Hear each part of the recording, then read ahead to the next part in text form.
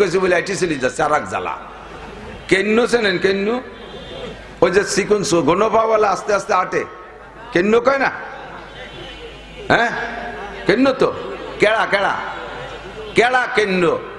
এই গোপালগঞ্জের মধ্যে এত পার্থক্য হয়ে গেল ভাষা। আমাকে যদি কেন্ন কে কেড়া কয়, যাজ্ঞ এই কেড়া কি খুব জোরে আটে? এ খুব স্লো গতিতে আটে না? আর ওরে যদি একটু ঠেলা দেন একটু তাড়াতাড়ি আট, অত আস্তে আটলে যাবি কোন সভা? ও কি তাড়াতাড়ি আটে? ও গুছায় গোল হয়ে পয়সা হয়ে যায়, কত পারলি তুই আট, আমি পারবো না। দাঁড়ানোওয়ালাকে যদি বসতে কয় পারলি তুমি হজ করো, শুনি বেড়াকে আমরা চলে গেলাম। তারপরও আদব রক্ষার্থে একটু বসতে হবে। এক বুজুর্গ বহুত বড় আলেম, সাহেবে মারেফাত, সাহেবে কাশ, আল্লাহর সাথে গভীর প্রেম ভালোবাসা আছে, আবার কাশপওয়ালা। চোখের সামনে অনেক কিছু আল্লাহ পাক ওনাকে খুলে দেন, উনি সরাসরি দেখতে পারেন, যেটা আমরা সকলে দেখি না। তো বুজুর্গ আজকে ফজরের নামাজ পড়ে ইশরাক পর্যন্ত প্রতিদিনই আমল করেন, কখনো কখনো চাষ পর্যন্ত বেলা 9টা পর্যন্ত অপেক্ষা করে চাষের নামাজ পড়ে একবারে বাসায় গিয়ে নাস্তা করে। তো আজকে ফজরের নামাজ পড়ে অল্পক্ষণের মধ্যে বেরোয় চলে গেছে। খেয়াল করেন, অল্পক্ষণের মধ্যে বেরোয় চলে গেছে। বক্তা যিনি খাদেম তিনি বলতেছেন, হযরত জরুরত বাথরুমের জন্য বেরিয়ে আসছেন? কয় না, বাথরুমের জন্য না। তা আজকে এত তাড়াতাড়ি বেরিয়ে আসলেন? কয় যে গত রাত্রে মিশকাত শরীফ মোতালা করতে গিয়ে তার ভিতরে পাইলাম নবী আলাইহিস সালাম বলতেছেন, যেই ব্যক্তি ফজরের নামাজের পরে, মাগরিবের নামাজের পরে আউযু বিল্লাহিস সামিউল আলিম মিনাশ শাইতানির রাজিম 3 বার পড়ে, হুয়াল্লাহুল্লাযী লা ইলাহা ইল্লাহু আলিমুল গায়বি ওয়াশ শাহাদাতি হুয়ার রহমানুর রহিম, হুয়াল্লাহুল্লাযী লা ইলাহা ইল্লাহু আল মালিকুল কুদ্দুসুস সালামুল মুমিনুল মুহাইমিনুল আজিজুল জব্বারুল মুতাকাব্বির, সুবহানাল্লাহি আম্মা ইউশরিকুন, হুয়াল্লাহুল খালিকুল বারিউল মুসাব্বিরু লাহুল আসমাউল হুসনা, ইউসাব্বিহু লাহু মা ফিস সামাওয়াতি ওয়াল আরদ ওয়া হুয়াল আজিজুল হাকীম। এই 3 আয়াত যে ব্যক্তি পড়ে, আল্লাহ পাক রব্বুল আলামিন তার জন্য 70,000 ফেরেশতা মোতায়েন করে। ওই 70,000 ফেরেশতা ফজর থেকে মাগরিব পর্যন্ত, মাগরিবে পড়লে আবার ফজর পর্যন্ত 24 ঘন্টা 70,000 ফেরেশতা তার জন্য ইস্তেগফার করে, ক্ষমা চায় আল্লাহর কাছে, আর তার নামে অবিরাম নেকি লিখতে থাকে। হাদিসটা ছেলেবেলা পড়েছি, আমার মাথায় ছিল না, আমি এতদিন অন্য আমল করেছি, আজকে আমলটা করলাম। হাদিসে রাতের বেলা পড়া ফজরের নামাজের পরে আমি আমল করেছি, আমল করে দেখি চতুর্দিকে 70,000 ফেরেশতা আমার চোখের সামনে, মাথায় তাদের পাগড়ি, সীমাহুম কামুসাওবিমিন, তাদের মাথায় পাগড়ি। আল্লাহ পাক 70,000 ফেরেশতা পাঠিয়েছেন আমার চতুর্দিক দিয়ে বৈশা, গায়ে তাদের জুব্বা, নুরানি তাদের চেহারা, মাথায় তাদের পাগড়ি, সামনে এমন এমন গাট কাগজ নিয়া তারা লিখতেছে আমার নামে, উপরে সুরকি শিরোনাম দিয়া আমার নামের উপরে আন্ডারলাইনে তারা শুধু নেকি লিখতেছে। আমি চোখের সামনে দেখা খুশি হয়ে গেলাম। 70,000 ফেরেশতা যখন আমার নামে কাজ করতেছে, এই ফাঁকে আমি একটু যে আমার অন্য কাজ সারি, তাই আজকে আগে আগে উঠে চলে আসছি। হুজুর বলেন, যেই 70,000 ফেরেশতা তোমার জন্য সূরা হাসরের শেষ 3 আয়াত লেখা পড়ার কারণে নেকি লিখতেছে, এমন করে তোমাদের হায়াতের শেষ হয়ে যাবে আমল করতে করতে। যেদিন তোমার মৃত্যু হয়ে যাবে, যেদিন তোমার মরণ হবে, ওই দিন দুনিয়ার কোনো মানুষও যদি তোমার জানাজার নামাজে হাজির না হয়, ওই 70,000 ফেরেশতা তোমার জানাজায় উপস্থিত থাকবে। মানুষে জানাজা পড়ে, জানাজার দোয়া কয়জনে পড়ে? হ্যাঁ, কয়জন পড়ে? এর ভিতরে জানাজার ইন্টারভিউ নিলে অর্ধেক মানুষ উঠে আগের থেকে বলায় সারি চলে যাবে। কতক্ষণ? আর ফেরেশতারা জানাজা পড়ে, তাদের জবান দিয়ে কোনোদিন মিথ্যা কথা বলে নাই, তারা কোনোদিন জবানে অকথ্য ভাষায় গালাগালি করে নাই, তারা কোনোদিন গীবত শিকায়ত করে নাই।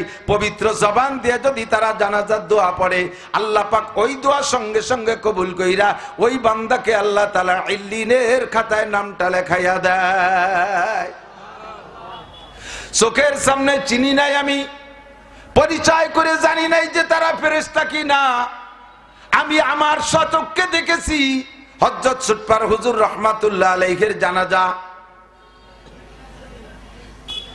এমন এমন আলেম উলামাকে ওই জানাজা আমি উপস্থিত দেখেছি, যাদেরকে আমি জীবনে কোনোদিন দেখি নাই। আগেও দেখি নাই, পরেও দেখি নাই। এমন এমন অপরিচিত সুদর্শন মানুষকে আমি সুটপার হুজুর রহমাতুল্লাহ আলাইহির, খলিলুর রহমান সাহেব রহমাতুল্লাহ আলাইহির জানাজায় দেখেছি। হাজার হাজার উলামায়ে কিরাম বলতে বাধ্য হয়েছে এইরকম আলেম উলামাকে আমরা কোথাও দেখি না। কোত্থেকে আসলো তারা? আল্লামা আনোয়ার শাহ কাশ্মীরি রহমাতুল্লাহ আলাইহির ইন্তেকালের পরে পুরো দেওবন্দের রাত 2টার সময় হুজুরের ইন্তেকাল, দেওবন্দের উপরে উচ্চ স্বরে কারা যেন এলান করতেছে, কদ মাতা কাশ্মীরি, কদ মাতা কাশ্মীরি, জোরে জোরে এলান করতেছে আল্লামা আনোয়ার শাহ কাশ্মীরি ইন্তেকাল। এই অপরিচিত লোকদের এলানে হুসাইন আহমদ মাদানী রাহমাতুল্লাহ আলাইহি বলেন, আমি ঘর থেকে বেরিয়ে আসি, এরা কারা? পুরো দেওবন্দ মাদ্রাসার সব ছাত্র শিক্ষকরা বেরিয়ে আসে। এত জোরে কারা এভাবে দল ধরে এলান করে। এলান শেষ, একজন মানুষকে চোখের সামনে দেখা গেল না।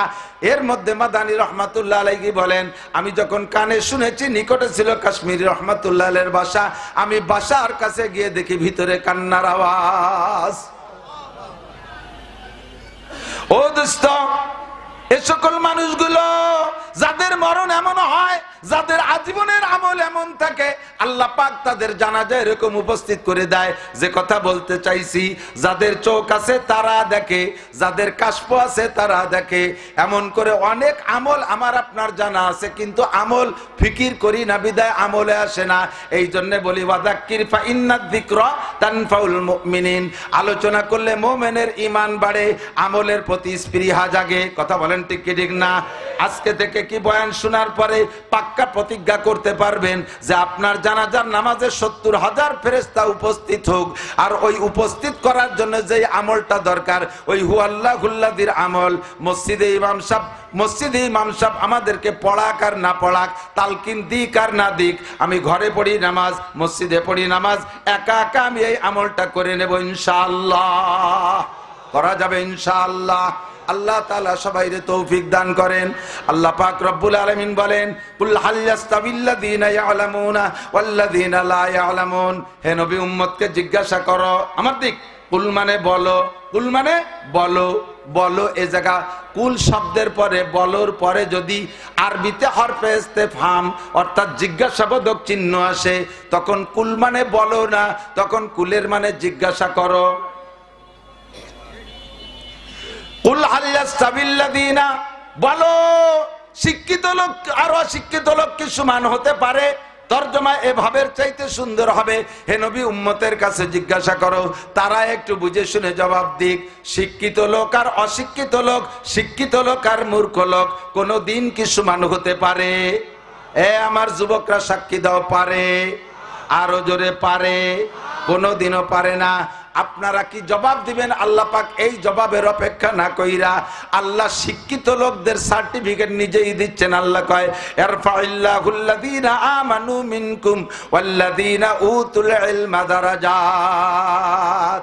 তোমাদের মধ্যে সবচাইতে দামি, আমার দিক, ইরফাইল্লাহুল্লাযীনা আমানু মিনকুম ওয়াল্লাযীনা উতুল ইলমা দারাজাত।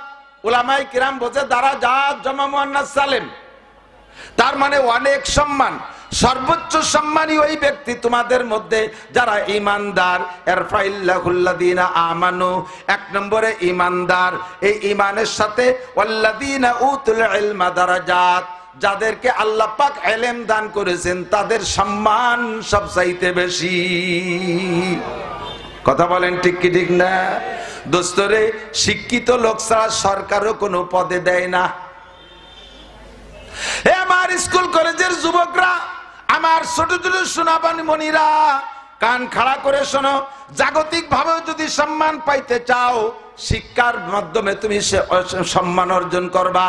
অশিক্ষিত মানুষ সম্পদের মালিক হইতে পারে, সম্পদের মালিক হইতে পারে, যত বড় ধনী হোক না কেন, মূর্খ মানুষ, তাকে সরকার ডিসি বানাবে না, তাকে সরকার এসপি বানাবে না, তাকে সরকার সচিব বানাবে না, তাকে সরকার জজ বানাবে না, তাকে সরকার ম্যাজিস্ট্রেট বানাবে না। কথা বলেন বানাবে?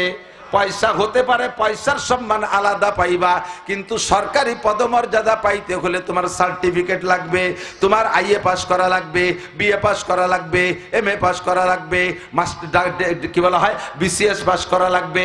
সার্টিফিকেট ছাড়া তোমার ওই জায়গার সম্মান হবে না। জাগতিকভাবেও আপনি দেখলে বুঝবেন শিক্ষিত আর অশিক্ষিত কোনোদিন এক দামে বিক্রি হয়? কথা বলেন হয়? হয় না। আর আল্লাহ পাক রব্বুল আলামিন এই জেনারেল শিক্ষারে শিক্ষা ধরে না, এটা মাত্র দুনিয়া কামাই করে খাওয়ার একটা উপকরণ। কতক্ষণ কেউ কি বলবেন, কোন হাদিসে কি বলতে পারবেন, প্রমাণ করতে পারবেন? ক্বালা রাসূলুল্লাহ সাল্লাল্লাহু আলাইহি ওয়াসাল্লাম খায়রুকুম মান কানা ম্যাট্রিক পাস, খায়রুকুম মান কানা আইএ পাস, খায়রুকুম মান কানা বিএ পাস, খায়রুকুম মান কানা এমএ পাস। আছে কোন হাদিস? কেউ বলতে পারবেন না যে ব্যক্তি ম্যাট্রিক পাস করবে আল্লাহ পাক তার রুজির অভাব দূর করে দেবে। আইএ পাস করলে রুজির অভাব দূর হবে, বিএ পাস করলে রুজির অভাব দূর হবে, এমএ পাস করলে রুজির অভাব দূর হবে। কেউ বলতে পারবেন না, চোখে আঙ্গুল দিয়ে দেখায় দেওয়া হবে দোস্ত আইএ বিএ এমএ পাস কইরা রিকশা চালায়, অটো চালায়, এত বড় লেখাপড়া করে শিক্ষিত হইয়াও তার রুজির কোনো ভালো ব্যবস্থা হচ্ছে না। পরের খাতে কামলা দেয়, এখন ছাগলের খামার করছে, পোল্ট্রি মুরগির মাদ্রাসা বানাইছে। কতক্ষণ টিকিটিং না? পোল্ট্রির কেজি স্কুল বানাইয়া তাই ধুয়ে মুছে খাইতেছে। তাহলে আইএ বিএ এমএ তোমার রিজিকের সনদ নয়, এর মাধ্যমে তোমার রিজিক হবে প্রমাণ নাই। কেউ বলতে পারবেন না এমএ পাস করলে কবর আযাব মাপ, বিএ পাস করলে ডান হাতে আমলনামা পাবে, বিসিএস পাস করলে বিদ্যুৎ গতিতে পুলসিরাত পার হয়ে যাবে, ডাক্তারি ইঞ্জিনিয়ারিং পাস করলে বিনা হিসাবে জান্নাতি। কেউ বলতে পারবে না এমন কোন হাদিস? জোরে বলেন আছে? এগুলো কোরআন, এগুলো আমলের মাধ্যমে হাদিস আছে। আল্লাহর নবী বলেন খায়রুকুম মান তাআল্লামাল কুরআন ওয়া আল্লামা, তোমাদের মধ্যে সবচাইতে ভালো, বলেন সবচাইতে, আরো জোরে সবচেয়ে, সবচেয়ে ভালোর উপরে কি আর ভালো হয়? সবচেয়ে ভালোর উপরে ভালো হয়। নবী যারে সবচেয়ে ভালো বলে তার চেয়ে বেশি ভালো থাকে না। আল্লাহ যারে সবচেয়ে ভালো বলে তার চেয়ে ভালো হতে পারে না। নবী যারে সবচেয়ে খারাপ বলে তার চেয়ে খারাপ হইতে পারে না। আল্লাহ যারে সবচেয়ে খারাপ বলে তার চেয়ে খারাপ হইতে পারে না। আল্লাহ যারে সবচেয়ে বেশি বলে তার চেয়ে বেশি হতে পারে না।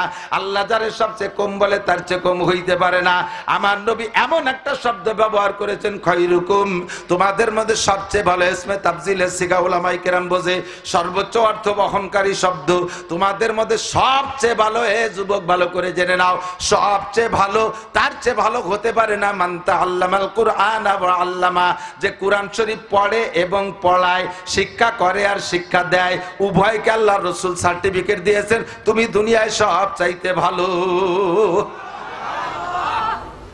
তাই তুমি যদি কৃষক হয়ে কুরআন পড়ো তাও তুমি ভালো, তুমি যদি দোকানদার হয়ে কোরআন পড়ো তাও তুমি ভালো, নারী হয়ে কোরআন পড়ো তাও তুমি সবচেয়ে ভালো, পুরুষে কোরআন পড়ো তাও তুমি সবচেয়ে ভালো, কলেজ স্টুডেন্ট কোরআন পড়ো তাও তুমি সবচেয়ে ভালো, পুলিশে কোরআন পড়ো তাও তুমি সবচেয়ে ভালো, আর্মি বিডিআর কোরআন পড়ো তাও তুমি সবচেয়ে ভালো, মাস্টার ডাক্তার কোরআন পড়ো তাহলে সবচেয়ে ভালো, মেম্বার চেয়ারম্যান কোরআন পড়ো তাহলেই সবচেয়ে ভালো।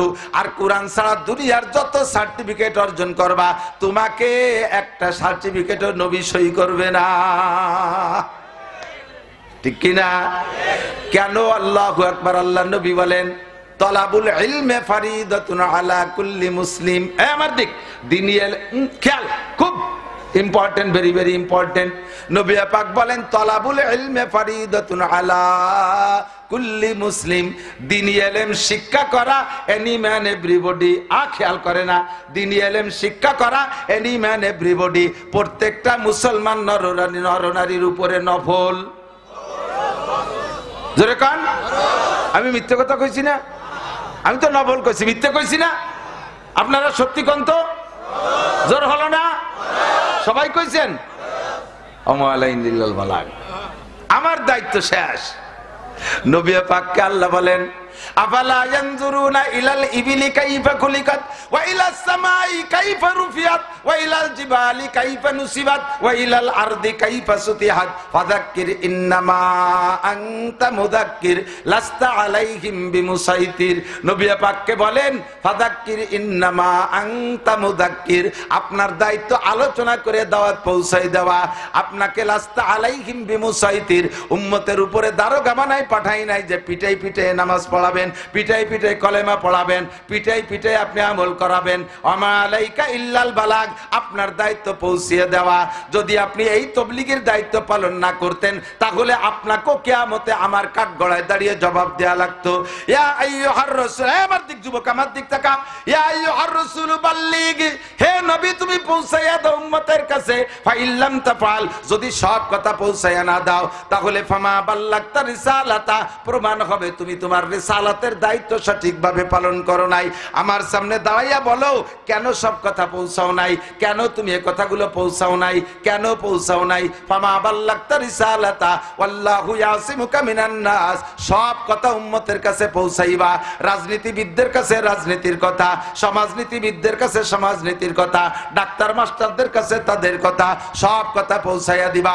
পুরুষদের মাসালা পুরুষদের বলবা, নারীদের মাসালা নারীদের বলবা। লজ্জায় তোমার ছেলে আর জামাইয়ের কাছে গোপন কথা বলতে, গোপন মশালা বলতে লজ্জা করে চেপে যাবা না। লজ্জায় তোমার মেয়ের কাছে গোপন মশালা, মেয়েলি মশালা বলতে চেপে যাবা না। যদি তুমি রসুল না বলো উম্মতে এই জায়গা থেকে কম থেকে যাবে আর তারা আমল করতে পারবে না। আমল না করার কারণে যে গুনাহ, এইটা তোমার পর বর্তাবে। কেন তুমি পৌঁছাও নাই? আসো আমার কাছে জবাব দাও। তবে হক কথা পৌঁছাইতে গেলে কখনো কখনো একটু গায়ে পড়বেই পড়বে। আল হক্কু মুররুন, হক কথা একটু তিক্ত হয়। বলতে গেলে তোমার বিপক্ষে কিছু ষড়যন্ত্র হবে, তোমার বিপক্ষে আন্দোলন হবে, তোমার গায়ে মাইরও আসতে পারে, তোমার ভিটে ছাড়াও হতে পারে, তোমাকে হিজ্জত করে চলে যাওয়া লাগতে পারে। তবে তুমি জেনে নাও আল্লাহু ইয়াসিমুকা মিনান নাস, গায়েও যদি আঘাত করে, ভিটেও যদি ছাড়া করে, তোমাকে জীবনের তরে শেষ করে দিতে পারবে না। তোমার নেগাহবান, তোমার পাহারাদার স্বয়ং আমি আল্লাহ।